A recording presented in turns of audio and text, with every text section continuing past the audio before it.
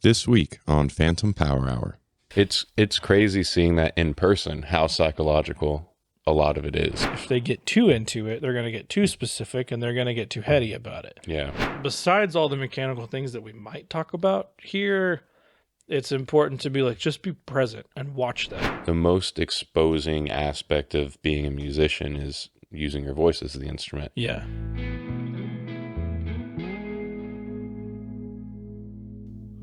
Hello, welcome back to Phantom Power Hour podcast. I'm your host, Jeremy. And I'm Josh. I feel like this happens every time we record, like more than one in a day. It's like the first one, like, oh, we didn't say hi. You don't deserve a hello. Whoa. Sorry. I mean, Carl, I know you're watching, and you and I both know that you actually don't deserve a hello. Everyone else, though, hello. Carl, you know what you did. Last summer? So there was a request to talk about vocals. Yeah. A couple of requests, actually. One being just general vocal tips, and another being a little bit more specific, talking about when you kind of spoke about hearing where somebody has a natural resonance and kind of how to spot that or articulate maybe what that is for the vocalist or how to change that / improve that for a vocalist. Yeah, I've wanted to do a video on this on the main channel for so long, and I don't really know how to approach it. Like, it's something I feel like I could talk about, but I don't. It's hard to describe. So maybe working this out with somebody else will be helpful. Okay. Because you've seen the process. And it kind of feels like witchcraft when it does happen the right way. Well, 'tis the season. Good point. All Hallows Eve. So, I mean, there's a whole lot about vocal production we can get into. Is there, like, how should we break this down, do you think? Breakdown. I would say maybe we can try to build it up from the foundation of just vocals in general. I'm far from a vocalist. I know a few of the main hot button topics, like use your diaphragm and things of that nature, but maybe just kind of starting things off with a real basic vocal 101, and then kind of work our way up to the more specific ideas, like where your voice is resonating and how you're projecting to the recording source instead of projecting into your own head, that kind of thing. And I mean, just to start off, like, everybody's different, and the whole process is super personal. And I mean, 90% of this is psychological. Just to get that out of the way.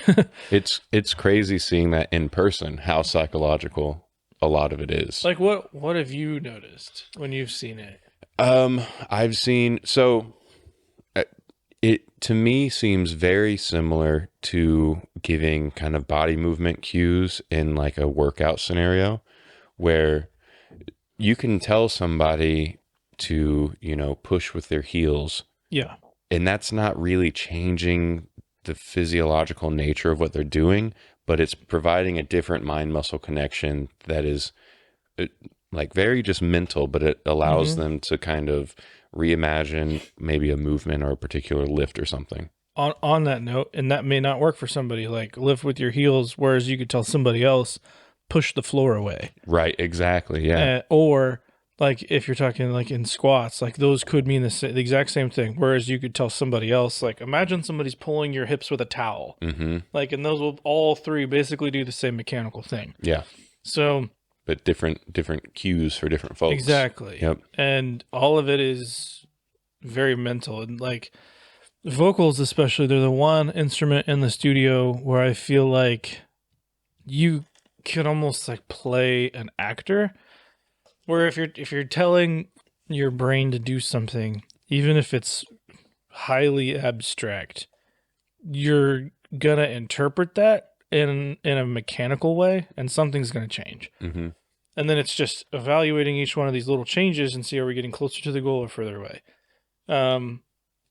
First and foremost with a vocalist, and you could have any number of people coming in on different skill levels and different comfort levels of the studio. That's your first point to evaluate is this person comfortable? And you have to do everything to get to that point of comfort and point of trust, because nothing else can happen after that, like until that happens.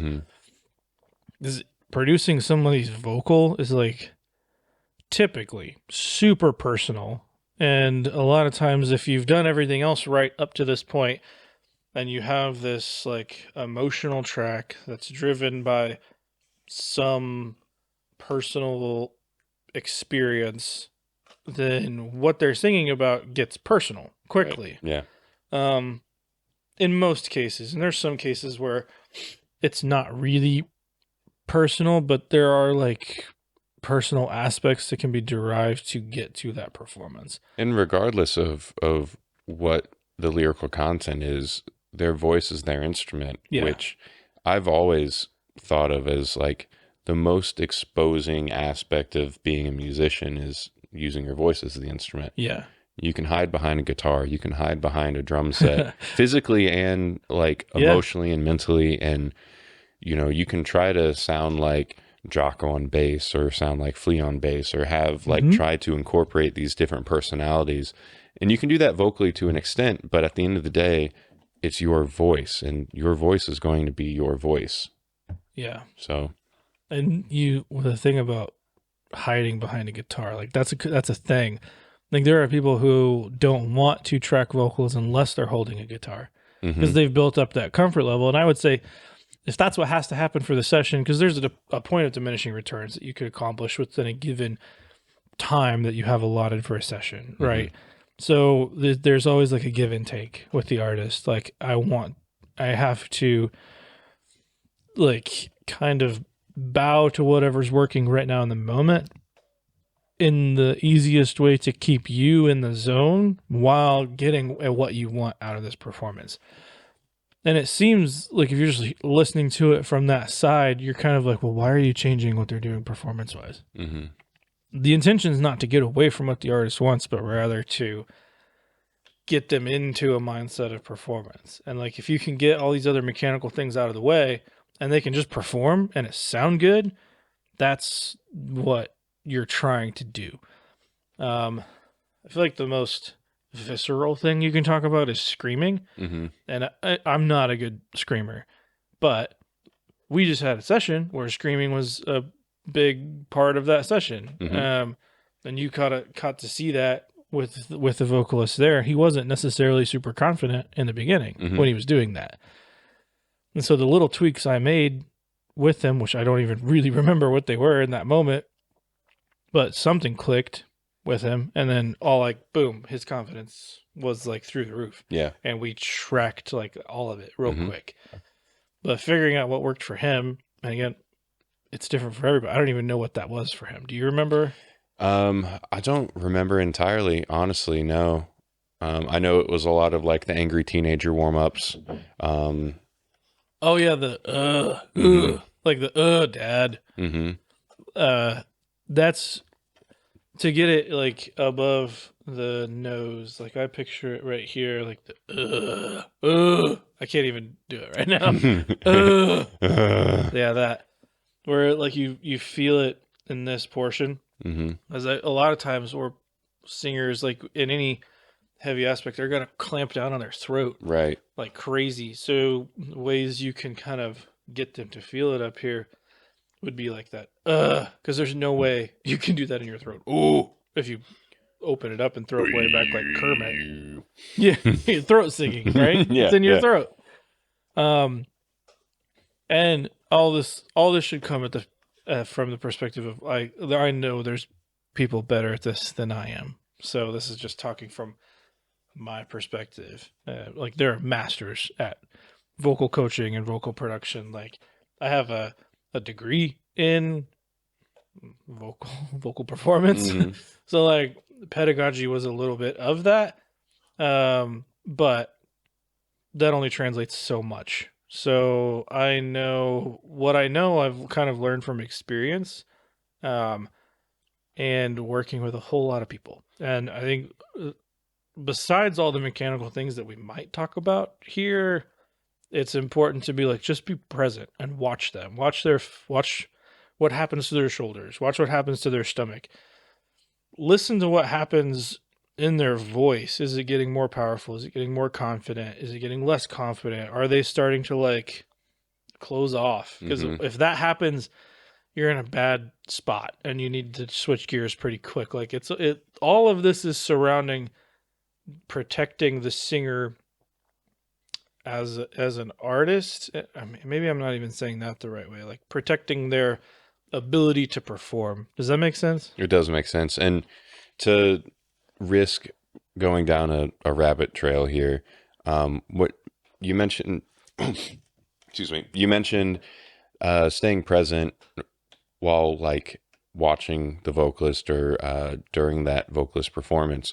And I would argue, or not even argue, but I would add on as the performer, vocalist or even instrumentalist Mm-hmm. in a session, practicing on stage, whatever the case may be, not to get too hippy dippy, but I would encourage you to stay as present as you can in all those scenarios because everything that you're saying so far about vocalist posture, the even everything down to the breathing, just the mental game of it all is influential in every aspect musically.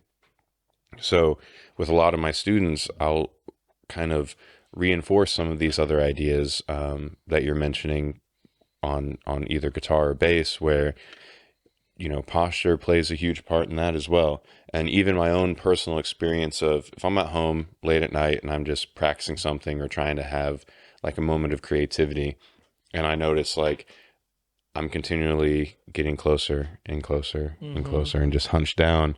As soon as I sit back up and lean back and kind of relax into it, it's like, oh, these ideas are coming out much more effectively, much more musically, and the even like the tone and timbre of what I'm playing is more pleasing and more akin to what I want to be hearing. So, not to derail too much, but I think that staying present in all aspects as the instrumentalist, the vocalist, the engineer, the producer, anything in between is going to have huge benefits. Well, and okay, so you mentioned playing, and I feel like a lot of producers or engineers will come at this from some instrumental perspective. If you're not already a vocalist, like you're probably a guitar player or a bass player or maybe a drummer. And what's like a huge thing that everybody talks about, and a large portion of like what you're learning to do is playing relaxed. Like tension is the enemy here. Like, and there's points where tension can be, and I mean like actual physical tension, not like tension quarterly, but like, Or both. physical tension, especially with drummers, like you can see like that being a huge detriment. Or on guitar players, like you can grip too hard and push everything sharp. Yep. Like, so the balance of performance and tension is a huge focus, whether it's conscious or subconscious. And that's something like I feel like good players have dealt with and moved on, and you don't really think about it again. Vocalists, it's exactly the same with vocalists, but it's different in the fact that I think we don't see it under a microscope nearly as much.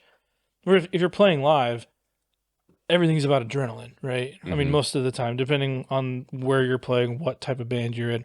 But so many groups, like it's a performance focused, and maybe the sound isn't the greatest, so you're not going to hear the nuances in the voice the way. And during rehearsals, same thing. You're not really going to hear the nuances of what's happening. So a lot of times when somebody gets to the studio, it's the first time they're hearing their voice like that. That is such a crazy good point for both vocalists and instrumentalists. Like if you are very accustomed to a rehearsal space or playing on stage and you don't have experience of having some cans on with this microphone right in front of your mouth or in front of the cab or DI or whatever the case may be, there are so many nuances that you never would have realized are there. Yeah. And maybe you've had like a good show where something felt really, really good, and you've had a bad show where it didn't feel good, and you don't know exactly why. And it's hard in those moments to really evaluate and like coach yourself because you're also performing. In the studio, it's like it's just you, and we hear everything. You're hearing everything, and there's no feedback from an audience. So Mhm. I get it. It's a totally different type of performance, and a lot of times it throws people off. So there's an aspect of comfortability there. Um, there's an aspect of tension there because they're trying to reach these notes that are maybe a struggle, even in a live situation where you have adrenaline and you have breath and you have like all these other things happening and it just kind of falls out. Mhm. But in the studio, you're kind of maybe you're worried, maybe your headphones are turned up too loud and you're kind of pulling back a little bit. So you're not giving the breath support that you need. And then because you don't have the breath support, you're going for this high note or a scream, and then you compensate with your throat and you Yeah. clamp down. And that learning to kind of see what all these things do, and really the way to do it is just to listen to a whole lot of vocals, listen to a whole lot of vocalists that come through your studio, like evaluate what they're doing before you start tearing it apart, and then start offering ideas. Like, if they're not getting up to that note, are they breathing in their chest? Are they breathing in their stomach? You want to breathe in the stomach most of the time. I would say probably all the time. Are there What would you say are some go-to cues for that? Because breathing? yeah, again, I'm gonna keep relating a lot of this stuff back to in the gym because a lot of it is so similar from my perspective. Yeah. But um, when I talk to people and when I was originally learning about all this, um, everybody just says breathe with your diaphragm, but I had Yeah. no idea what that meant. Okay. So, Yeah. You can see it if you're looking at somebody, if they're breathing in their chest, or if somebody's stressed, it's like that's a cue, right? Like if mhm, somebody's breathing really shallow and you see their like shoulders bob like this, like they're breathing in their chest, and mhm, you're not going to get a full breath that way. Whereas if you just like relax your belly and you get the big beer gut mhm, type of breath, like that's where you're going to get the most oxygen. That's breathing from your diaphragm. If you want to force your body into only doing that, lay on the floor. mhm, Um, if you're laying on your back on the floor and you take a big breath, really the only way you can take the biggest breath is if it's going into your belly with your diaphragm. mhm, It's really hard to breathe with your chest on the floor. mhm. So if you want to feel it, that's how you can feel it. Um, I've also heard, like, imagine there's a balloon kind of under your rib cage, and you're pulling that balloon and filling it up downward towards your kind of like hip area. yeah. So, and again, that's from the gym perspective. I'm not sure if a Yeah. similar cue works for a vocalist perspective. Oh yeah, yeah. I mean, normally what I would say is like move your belt buckle. Like you Mm-hmm. can imagine like pushing your belt buckle in and out with your Mm-hmm. breath. Like that's a good way to be like, oh, I'm breathing with a lot of diaphragmatic If support. whoever's watching this right now, and if this is something new to you, especially, I'd encourage you to try to imagine yourself doing that because outside of being a vocalist or going to the gym or whatever it is, it's a pretty big deal that most people don't breathe correctly, don't breathe with their diaphragm, which does get you the most oxygen that you can possibly get. Um, Another quick digression if you're interested in breath stuff, Wim Hof has some really cool breath exercises. There's a Hmm. lot of other folks that do as well. When I first started doing that outside of the music world, um, it really blew me away by how much I could feel these parts of my lungs being used that never really got used. Hmm. Um, Or and like even those exercises being able to get rid of all of the like to exhale completely. yes, yeah, And that's a big thing too, like just to warm up those muscles. Like doing those breath exercises before doing hmm, vocals can loosen you up a whole lot. yeah, What do we got? Tension. I tension, think tension would be the next big thing. And this, especially in female singers, there's a lot of, at least the ones that I've worked with, a lot of shoulder tension. yeah, Um, and you can kind of hear it in some people. Again, some of this is so hard to describe, but if this is something that you're interested in, this is like something you work on, just start paying attention to little things, and you'll be able to pick up those cues on like you'll be able to hear tension and hear like I think you've even been in sessions where like I'm not looking at the person, unless I want, I can physically move and see them. But if I'm at my desk, like I think I can most of the time be like, your shoulders are locked up, and they're like, oh yeah, Yeah. like, Yeah. how did you know that? Exactly. Yeah. Because you're listening.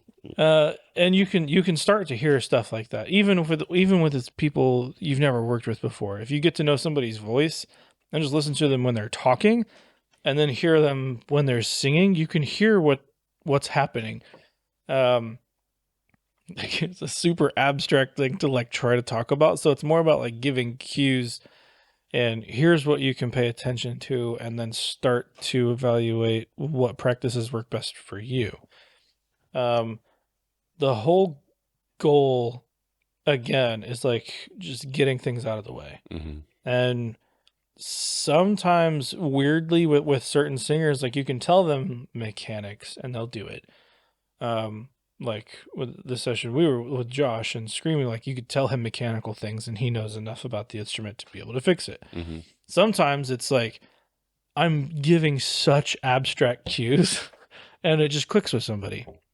Well, and I think there's an aspect too of the fact that you're just making them aware of something that they weren't paying attention to, regardless of what that cue is or how mechanical or abstract it is. You're bringing that awareness to them that, okay, well, now my brain is going to connect to this aspect now.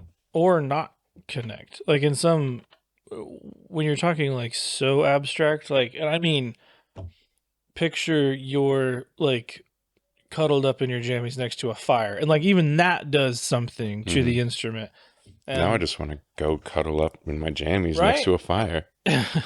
Or like picture you're standing on the edge of a cliff and like try to give somebody vertigo, and even that will do something to the instrument.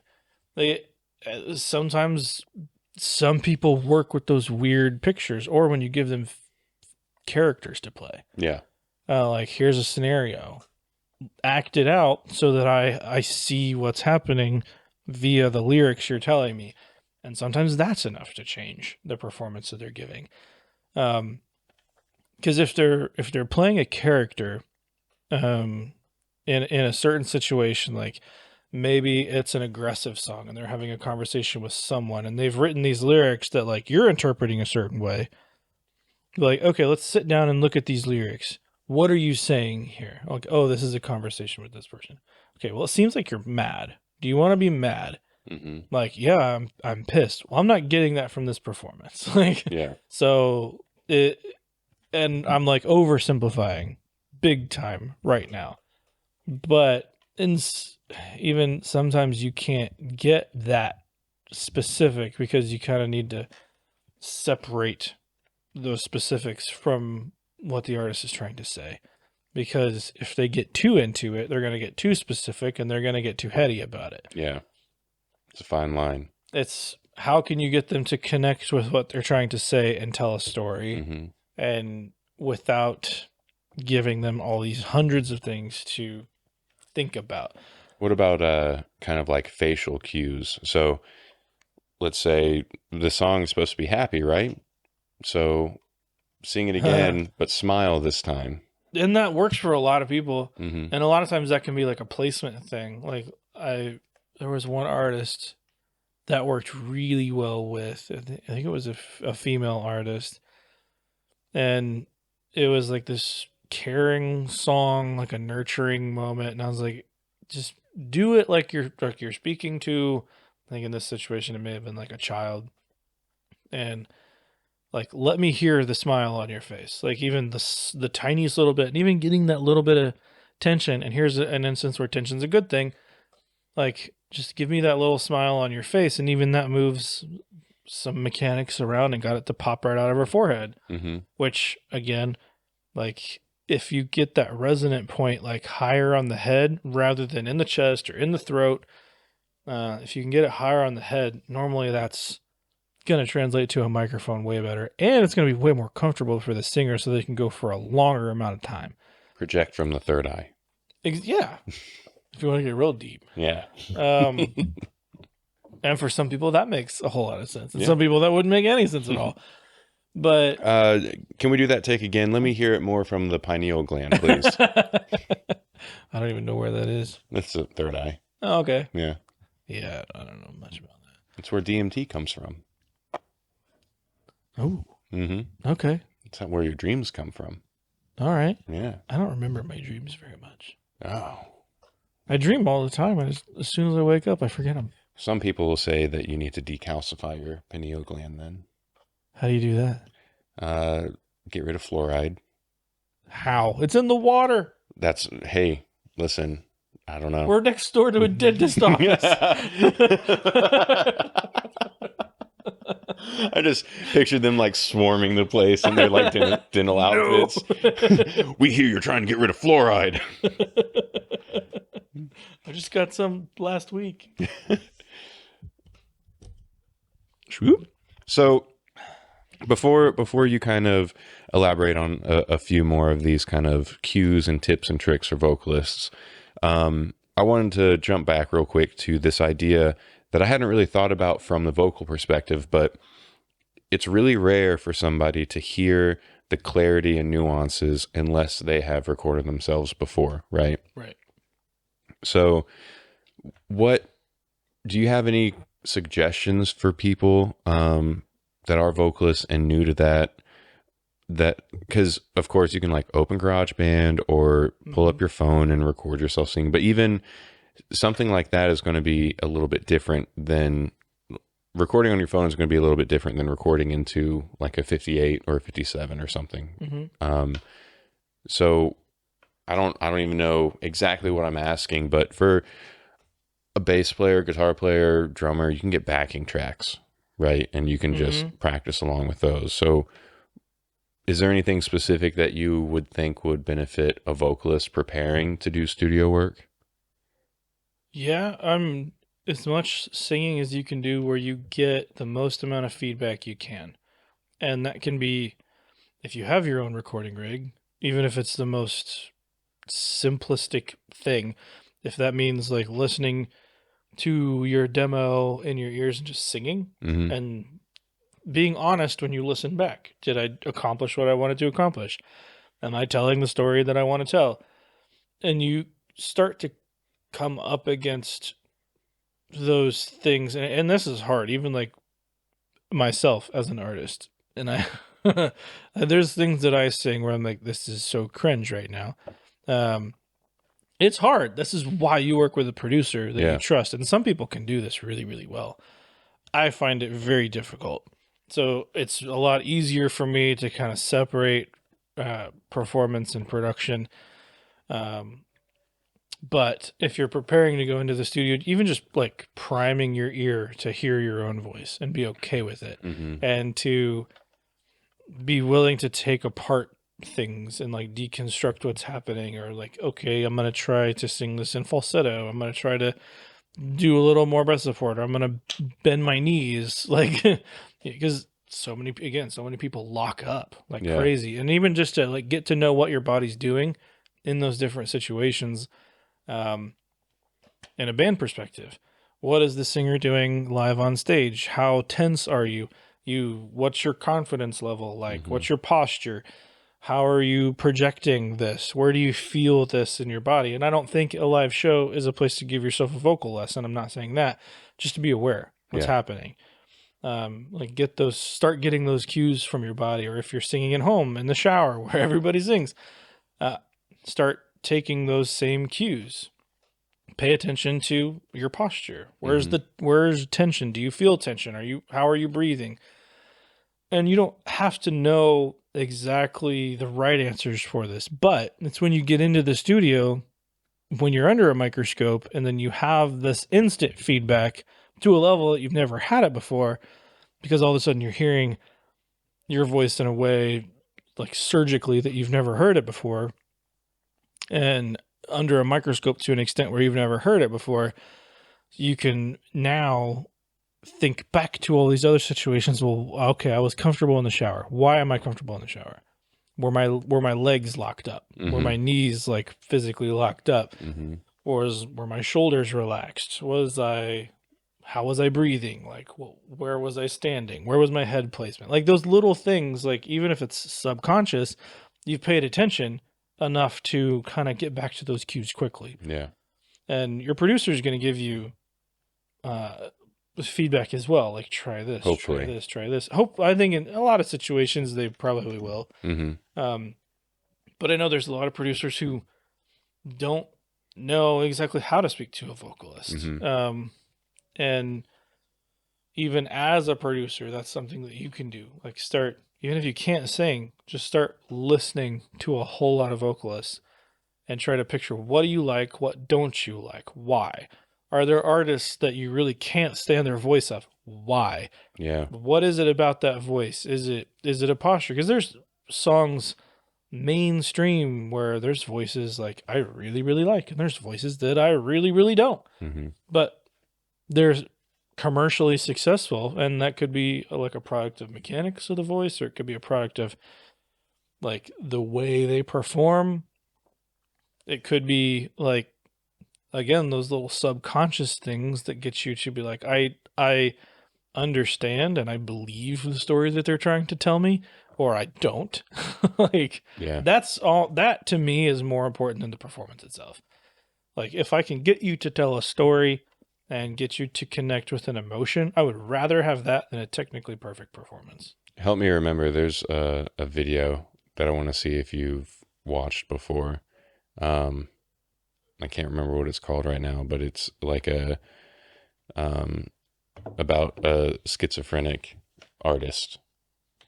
He plays guitar and he sings. I'll pull it up after though, but it's exactly in line with that, about conveying this emotion first and foremost before you even start to consider the musicality of what's happening. But the shower really is the best place to sing. Yeah? For most people, I think, yeah. I mean, you've got the warm steam. Your muscles are relaxed because you're under that warm water. You've got the natural reverb of a tiled room. Yep. Like it's a very reflective space. You're naturally more comfortable because you're in your own space. It's kind of a protected environment, and I think most of that is psychological. Like the same reason people like singing in their cars. So psychological. Like you are alone in your car. You're really not. Like people can see you. Like if your windows are down, people can hear you. Yeah. But those two places are known. Like, why do I like singing in the bathroom? Why do I like singing in my car? Think about it. Like, what are you doing there? Why are you comfortable? Is it just because you're by yourself? It's like the same reason people are confident being keyboard warriors and posting like bullshit comments on videos. Like, there's a certain level of confidence when you're protected, and you know, like you can get feedback from yourself, but no one else can possibly give you feedback. There's a certain amount of comfortability there, and even in those aspects, like take note of what's happening to your body. And most of the time, like your shoulders are going to be super relaxed in those situations. And then when you get into the studio and behind a mic, I guarantee, like even mine do it all the time. Like I'm going to tense up, I'm going to roll in, I'm going to, like, your Especially posture if you're goes downhill. You're in if it's your first time in a new environment, meeting new people, feeling judged by the folks listening to you, even though that's For what sure. they're there to do. Yeah. It can be a really anxious experience for a lot of people. And there's points where people have brought or wanted to bring people into the studio for a vocal session, and it's their first time. Like, no, don't. That's a bad idea. Yeah.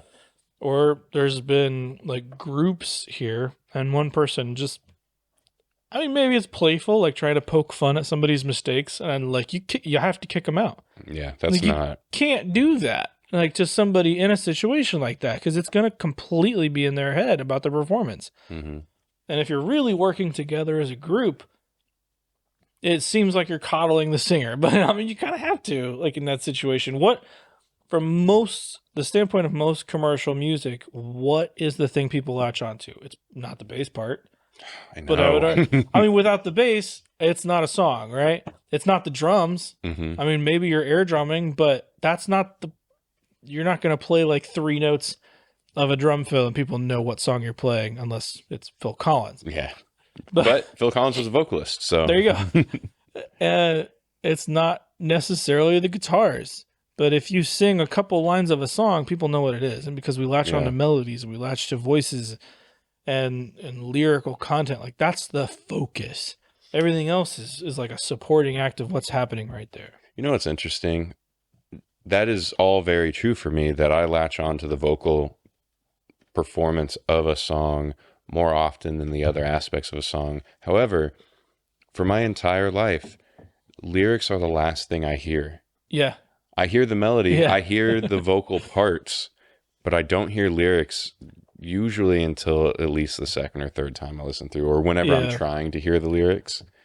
I'm the same way. Like there's songs that I've listened to for years and I'm like, what are they saying here? And my Yeah. wife will be like, it's this. I'm like, I had no idea. I tell people all the time, Radioactive by Imagine Dragons. For an embarrassingly long time, I thought that the chorus was saying "Ready to rock you, ready to rock you." But nope, Radioactive's in the title of that song. And I mean that's a huge thing too. Like in the studio, I may have lyrics pulled up in front of me and listening to the singer, like I have no idea what you're trying to say right now. Hmm. And I think that that shows a whole lot of different things, right? There can be commercially successful songs that necessarily don't latch on to an emotion, but that's where I like to go in a production style. Like, tell me the story of what's happening and make me believe it. And maybe Radioactive lands with some people out there. Hmm. Doesn't really land with me, and that's okay. Maybe that song's not for me, and not every song's going to be for everybody. But that's all. It all comes back to a story and being comfortable telling that story. Yeah, I like it. So we talked tension, we talked breathing. You kind of hinted on the resonance a little bit, kind of singing from the forehead. Yeah.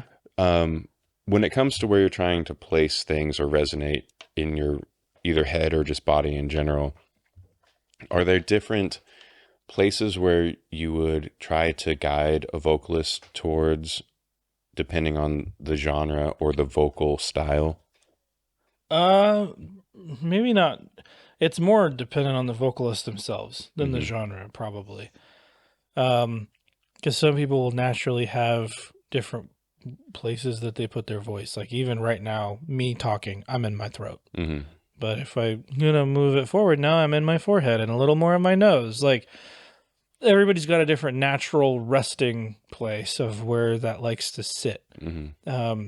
And a lot of that is how you perceive how that person sounds. Like you're hearing placement even when you don't think you are. Like the little natural gravelly thing in my voice is probably a dead giveaway. And the fact that I don't talk a whole lot other than to a camera. So like my voice gets tired quickly.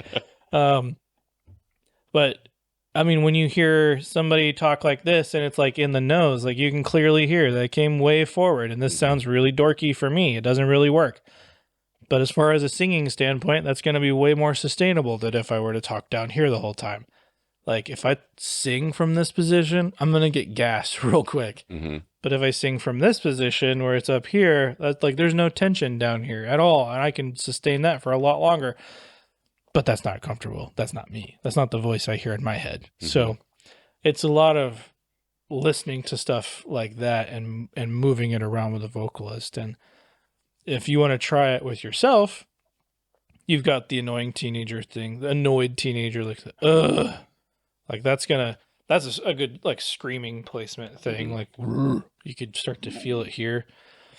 Like quacking, that gets it forward in your nose, like What? quack, quack. Oh, okay, so you're not like "Quack," I mean, not just quack, just saying quack, quack.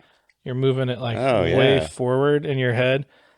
Just little things to move it around, or you can play with humming and then just change the shape of your mouth, Hmm. like to move the resonant points around, like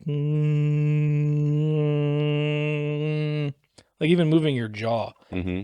Like you can feel where it is in your head and make note of that because a lot of times jaw tension is a huge thing for singers. Is it a common thing for vocalists to use the jaw when doing like vocal runs? And I hadn't really thought about this much, but the first time I really noticed it was, are you familiar with Alan Stone? Cut Nice. that out for me, please. We'll see. uh, But yeah, are you familiar with no, Alan Stone? no. I'll pull him up later. He might be my record rack today. So one of the early videos I saw of him, he was doing some really impressive vocal runs, but like it seemed as though his jaw was controlling the notes. Especially, it wasn't just like he's going lower so he drops the jaw. It's like every single different note in the run, his jaw was like moving around. Huh. I mean, sometimes that can be an exercise with people to like make sure that they don't have tension, because if they can freely move their jaw, then they're not tense. So that could be something. I know there's a fair amount of singers that will like exaggerate jaw movement during a run to be like, hey, watch, something's happening. Okay. But I also wondered if maybe, you know how sometimes vocalists will do like hand cues to like really get into their brain, like I'm going for this note and this note. yeah, I could see it being something. solfege, yeah. Yeah. Yeah, I mean, there's definitely certain mechanical things, and this is a whole other point. Like, not everything is going to work for everyone. Right. So sometimes a little bit of like jaw action is fine, like with certain people. Some people will. That's a weird way to say that, isn't it? I couldn't hold it back. I'm sorry. But I think one of the most common things with singers is like their jaw is just locked up. And for somebody like me, like I have TMJ, so my jaw is always freaking tight. But like just being able to like not have your jaw as a function of what's happening singing wise. So if you need to clamp on your jaw to get a note out, there's a problem somewhere else. Like if you can keep the jaw out of it and you can keep your breathing low and your shoulders are relaxed, now you're singing like supported. Not to say that those little tricks can't be broken to get you through a session. I mean, there's reasons that we keep screams for the end of the day. Like you're probably going to break some rules doing those types of things. And I'm going to tell you to do things that I wouldn't tell you to do otherwise, like especially in a live context. Like this is not going to be sustainable, but in this moment, this may get us through this session, especially if it's the last day and this is all we have left to do. Like there are rules we can break to get you through that day. Yeah. But knowing what those are and knowing not to gas your singer too quick, because if you blow their voice early, they're done. Yeah, and done. There's no fixing it in that day, or especially if you're talking about screams, like they could be done for weeks, and you have to be very careful about that. As part of a vocal producer, like you need to educate yourself at least a little bit on the mechanics of what's happening there, so that if you are running these sessions that are multi-day or multi-song, if you screw that singer up too quick, you're done. And then you can't finish the project, and then you're not going to get paid. So it is kind of in your best interest to at least start paying attention to this stuff, or it is hard because you don't see it until you've worked with it a few times. But it's one of those things, if you just start paying attention to it and get over the fact of telling yourself like, well, I don't know how to hear that. I'm not a singer, so I don't know that. I don't think you have to be. The same way that I'm a sucky drummer. I can't drum, but I know how to coach a drummer through a session, right? Right. I'm not a great bass player, but I know how to tell you what I want. Like, I'm not a great singer, but I can coach a singer through a session enough mechanically to like be careful with them. In the same way, I'm not going to tell you to play your bass with a razor blade. Because those strings aren't going to last. You can try it, sure. It That might sound get us cool. through the day. Might sound cool for a moment. Yeah. It's not sustainable. Yeah, I mean, man, I am not a design aficionado. I can't tailor a shirt, but I can tell you if I like one or not at a store. And I'm sure most people listening can do the same thing. You don't have to be a professional, high-end player or performer on any of the given instrument to start to actively listen and understand what you do and don't like about a certain thing, and then understand how to communicate that to somebody. Yeah, even beyond just I don't like it. why don't you like it? Yes, that should always be the question. Why does this seem cheesy to you? Why does this seem stupid to you? Looks like our battery's going downhill. Should we wrap it up with Rex? Let's wrap it up with some T-Rex. And again, this whole topic is something that could be talked about for a lot longer. And we were discussing this earlier, but what if somebody wanted some more precise, personal kind of, information on their own, either technique or sound or something?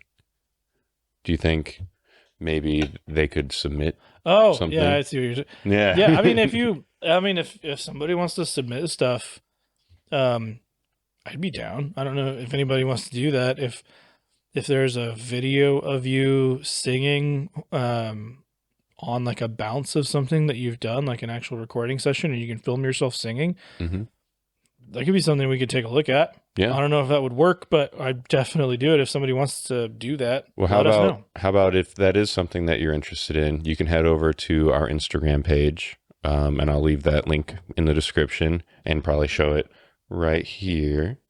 And you could either tag us in something or DM us a video, or I think it supports like sharing Dropbox files, things of that nature. So Okay. Yeah, yeah, I'd be down to take a look and all that fun stuff. all the fun stuff. Speaking of all the fun stuff, Jeremy, listen, you always give the first rec, and I'm tired. Go of it. for it. I am sick and tired. Please. How many times have I been like, go Whoa. ahead, Josh? Didn't expect that to come out on my phone. How many times have I been like, no, go ahead? And you're like, no, go for it. That's true. Specifically, like 2 episodes ago or so, you tried to get me to go in on it, and I was scared. Okay, I didn't want to make you mad. My record rec, as I said earlier, is Alan Stone.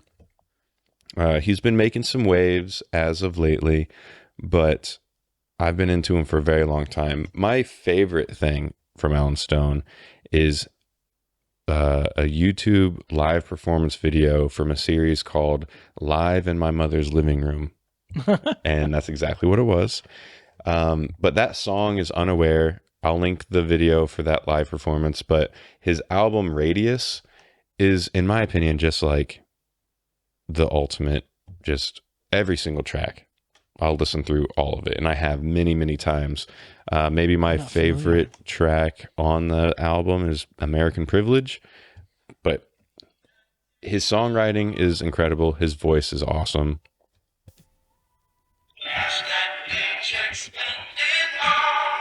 Okay. Oh, it doesn't seem right. Very just soulful.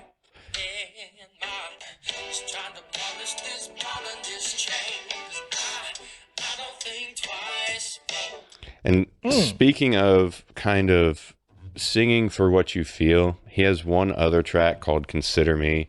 The music video really helps kind of push the idea home that it's about like, it's a love song, but man,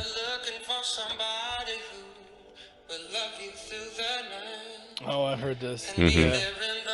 So Alan Stone is a wealth of just incredible music. So go check him out. Mine's weirder. Okay. Knower?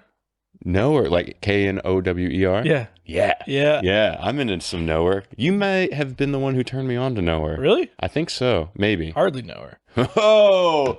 Okay, new song. Do Hot Girls Like Chords? Have you heard this one yet? How new is it? Like a month maybe? Didn't know.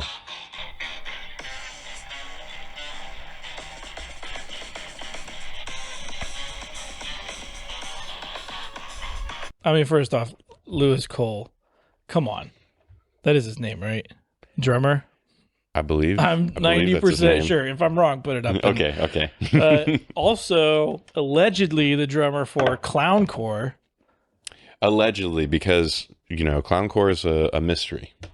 Yeah, but I mean, watch a Knower video and then watch a Clowncore video. Like, he's got a style. Like we're pretty sure. Man, clowncore is a recommendation in and of itself. So in the last video, did we expose Sleep Token, and now we just exposed clowncore? Oh man, Oh, we out here unmasking call us some everybody. investigative journalists. Don't No, do that. that would be a bad idea. But no, or if you're into like weird music and you want to like get your ear tilted towards like weird chords and more interesting musical flavors that you're not used to and are not typical, go down that road. yeah. I'm gonna spend some more nowhere. It's good. Yeah, it's been a while. Well, I think it's that time again, Jeremy. That time again to rally the troops and ask once again for you to hit the like button, subscribe button, maybe ring the bell if you're into that, if you want to get notified every time we post some shenanigans like we just went through today. But maybe... And we talked a lot about the session you were a part of. I feel like this is like a self-plug, but if you want the tracks for his band, go to my Patreon. Oh, yeah. And you can play with those tracks and you can hear vocal production there. So I'll put a link to on Jeremy's channel, Recording Studio Loser. There is a big old video explaining kind of what brought that session into existence. And it was all Loughton mics. So it's a really fun video, pretty informative in its own right. But like Jeremy said, if you want the tracks from that session, they're at his Patreon. And pretty fun to toy around with. What emoji you want to see today?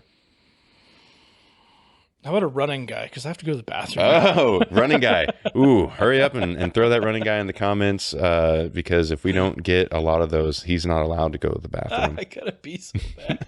That's what I get for chugging water during a thing. That'll happen. Okay, you say bye. Okay, bye.